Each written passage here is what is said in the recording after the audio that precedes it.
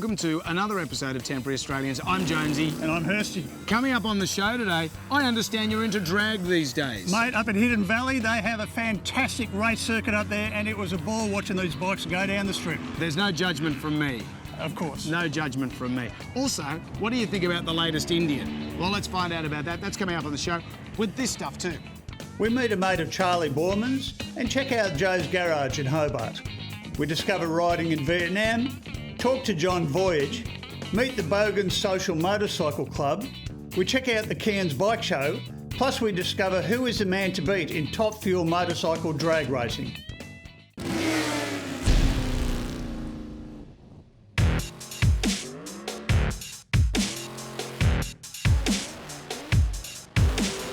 Now we're at Hidden Valley talking to Phil Parker, who's a board member for ANDRA. Phil, tell us ANDRA, what does it mean? Australian National Drag Racing Association. So it's the national governing body of drag racing in Australia. Makes the rules, encourages competition and tries to look after all the races. The races are the members and the whole body of ANDRA. Now that's for bikes and cars that drag as well, isn't it? Yeah, that's it. We always race together, the bikes and the cars. It's a fairly big family, really. Drag racing is a very big family sport. How popular is motorcycle drags in Australia? Look, it's not huge, but on the same hand has a very strong following. Is there a category for people just to put their street bike in? Oh, absolutely. Particularly here, they run a street bike class. Modified bike can handle anything from supercharged bike right down to your standard street bike. Now, with the top fuel category, who are some of the people to look out for? The two real main hitters at the moment are Mark Drew and Chris Matheson. Mark rides the V-twin Harley, and Chris Matheson rides a four-cylinder, what people would call a Jap bike, although there's probably not one part in it that was made in Japan these days. And Chris is the Australian record holder, and Mark is the record holder for the V-twin, so both very fast guys. How many meetings do you have during the year in Australia?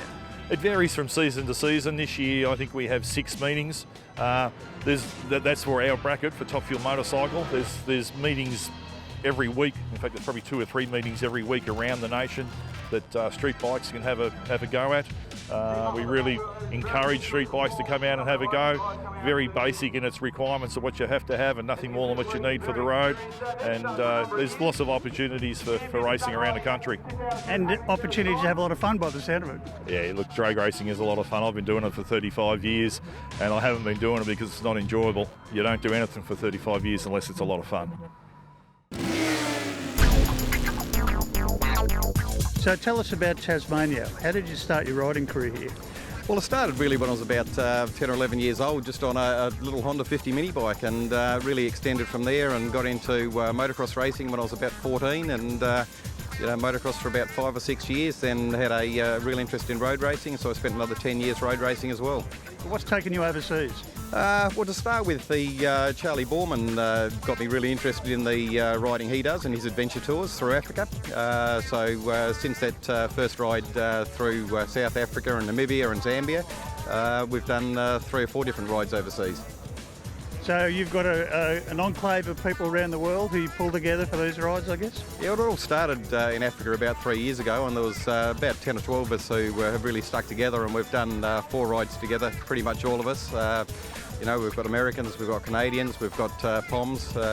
We all try and get together once a year to do something different, go somewhere that most people would only dream of going, or would just love to go. What's the attraction for you of adventure motorcycling? I just seeing things that most people could never see. Most people could, only dream of seeing some of the sights that we actually get to see, and riding in some of the places, really out of the way places that, you just mainly ever see on movies. Tell us a couple of highlights. Probably Africa and the adventure side of Africa, out of the way places, bush tracks, villages, just seeing things that you would never normally get to see. The animals over there, fabulous to see in the wild, with elephants and giraffes, and just when you're just normally out riding. So they're pretty special moments. I guess you wouldn't want to break down in the wild, would you? No, you've got the tours that we do in Africa have got a really good support crew, and it's not so much the breaking down, it's the more crashing and hurting yourself. So you're going to bring your mates over here? Absolutely, yes. We plan to actually have bring them over to Australia and do a ride through Tasmania and maybe head up to Cape York. On last year's series of Temporary Australians, we were warned that the Indians were coming. Now they're here. Indian Motorcycles and Peter Harvey from Indian Motorcycles. Well, what about this, Peter? You said they would be great bikes. I didn't realise how great. Thanks, Jonesy. Yeah, we're very, very lucky. As you said, last year we said that they were on their way and now the Indians have arrived.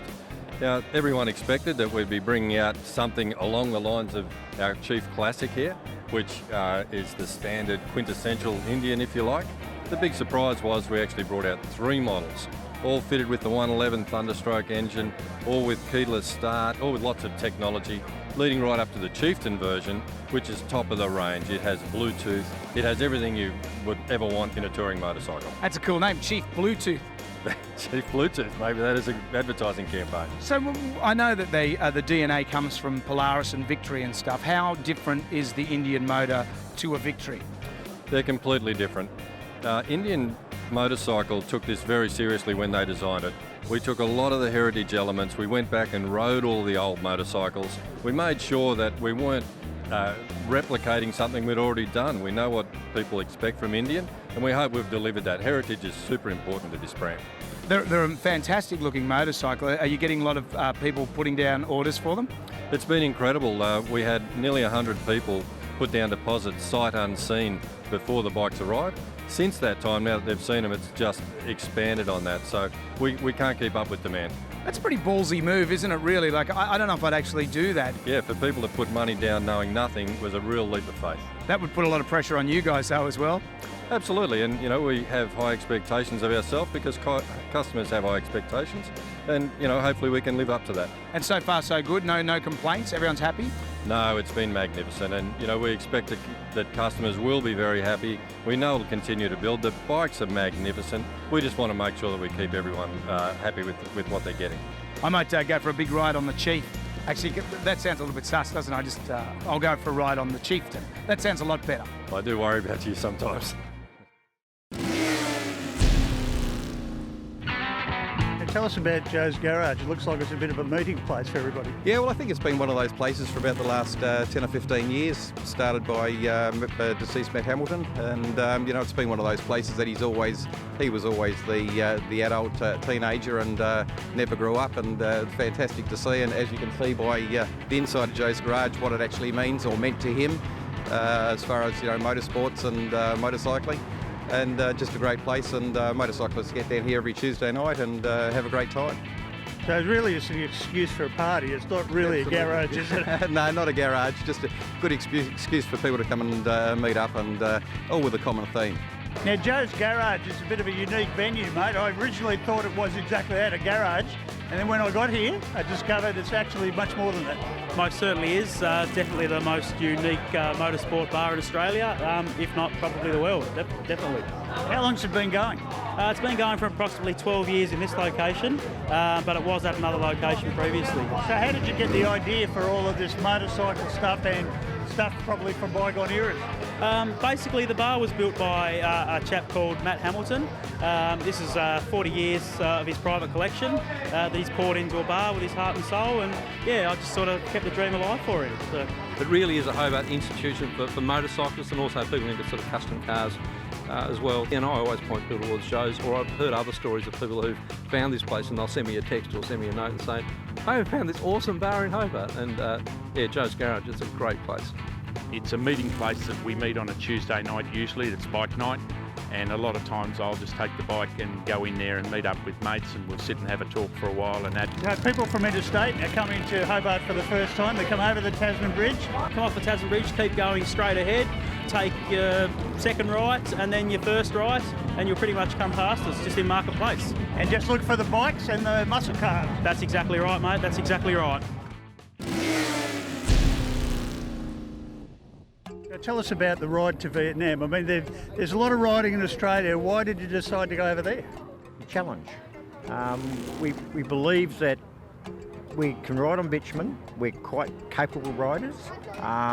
We go on rides every Saturday, Sunday with other groups, but we wanted the challenge to see what it was like in another country.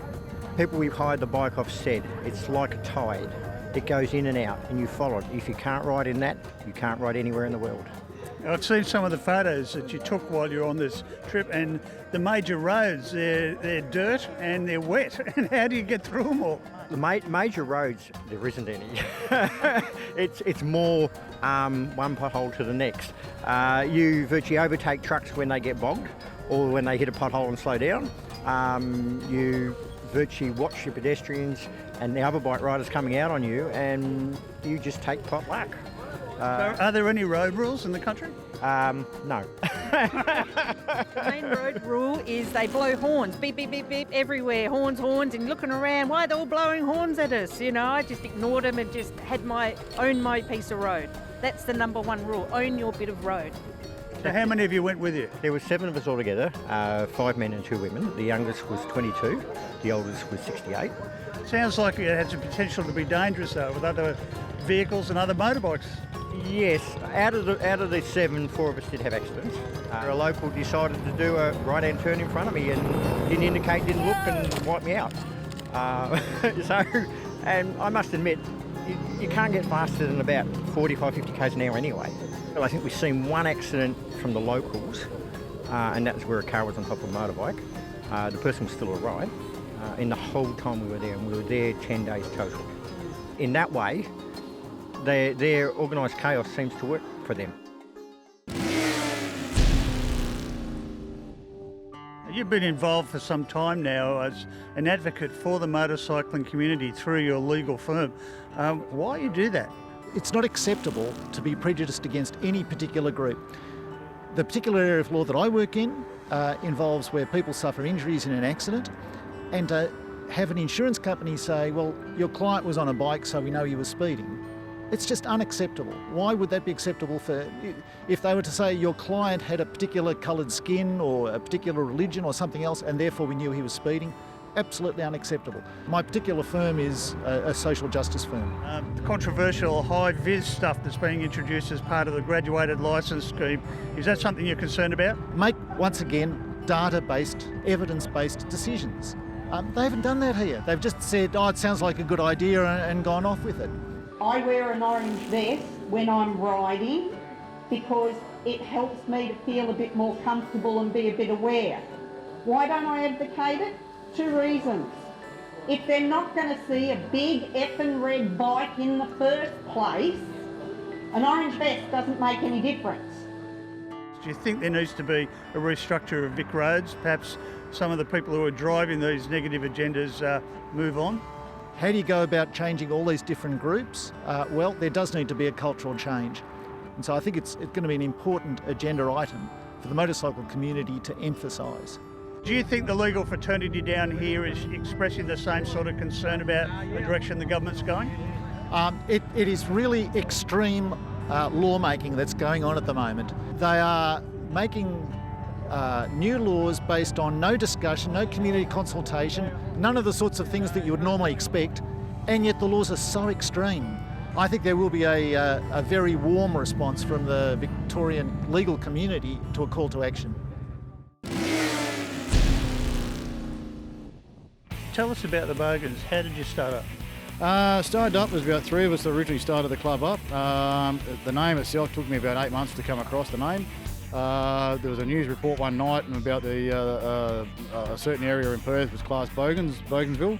I like the name Bogan myself. It's Australian, and I thought that's a good name for a club. Since then, over the last nearly 4.5 years now, we've grown to about 23, 24 members. And as Bogan Hunters went to air, we're now going Australia-wide. So it's a big move for us as a club. There's no doubt the world needs more Bogans, I think. So it's a good thing to see you've embraced the name and it's proving popular. Yeah, no, it's a good name. It's a good laugh. That's what we're all about. We're open for anybody. You know, it doesn't matter if you're male or female. If you ride a bike, you're welcome to come aboard on us. Rides we do quite regularly. We try to get out at least once a month on a good ride. Most long weekends we try to do overnighters and get away for the night and have a real good time. Social motorcycle clubs, are they becoming popular over here in Perth? They are. I believe there's about another 4 clubs looking at coming into Perth from the eastern states. So we're sending our WA chapter over there just to even it up a bit. But no, it's all it's all about. It's just socialising, having a good time, having a few drinks, a few laughs, then going home. fantastic turnout of bikes for the competition, and the crowd interest is amazing. It's fantastic. I mean, there's could be thousands of people down here today, and we've got hundreds of bikes in the show and shine. So it's all happening down here on the Esplanade here in Cairns, and it's the weather gods are on our side today, Greg. So it's going to be a big day for us. Yes. People love seeing the bikes and, you know, all the customisation, the different colours, the paint jobs and all the accessories. So, and that's what it's about. You've got a heap of activity and lots of people, thousands of people turned up. Yeah, we really want the public to be involved in these bike shows and the end of the Thunder Run. It's such a wonderful thing for the local community to be involved with. Because it is a private event all over the weekend, the bike show and the end of the Thunder Run, we really want the locals to come out and enjoy it as well. And we try and put on kids' activities like jumping castles and face painting, and just get the locals involved that way. How many categories are there, Kim, in the bike show? There are 11 categories. They range from antique, custom, CVO, dyno, LOH, softtail, sportster, touring, trike, V-ride, and we have a rat category as well. You haven't left anyone out by any chance, have you? I hope not. So what do they win? What's each category? They win a beautiful trophy, and to have in pride and place at their home, and the pride of winning in the bike show. There was even a biker wedding. I therefore declare them to be husband and wife. It's great to see this after some of the horror stories we've heard coming out of northern Queensland with the Queensland laws. I guess this is a lesson for the Queensland government that you can actually embrace motorcycling and that the community wants to do that. The local people just love to see it and be a part of it, which is great for the whole motorcycling community. So where's the next one? Next year we move a little more south. We're going to Tamworth. Country Western and Motorcycle Festival. Sounds good. Yeah, it's got to go hand in hand there a little bit, I think. Greg, what do you think? Yeah, sold me. I'll be there.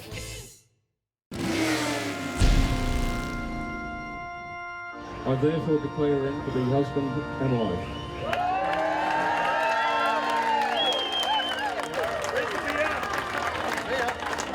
Well, congratulations. It's fantastic to see not only people get married, but in such a great setting. What made you decide to do it here? Really because all our friends were going to be here anyway. It just meant that we had a great venue. It's a lifestyle. Harleys are a lifestyle. It's not just about riding a bike. And this just seemed to be the perfect opportunity to have everybody in one place at one time. Yeah, all our mates are here, so couldn't have a better venue to pull a wedding off on, really, is it? It's perfect. Now, you both rode here, I believe. How far did you come? From Brisbane. And what have you got? We've got two Harleys in the garage, but one of them we're having a little bit of problem with. So Gary rode. Harleys don't break down. No, I didn't say they broke down. I said he's having a little bit of a problem with... This is the first marital discussion. There'll be many. 6.50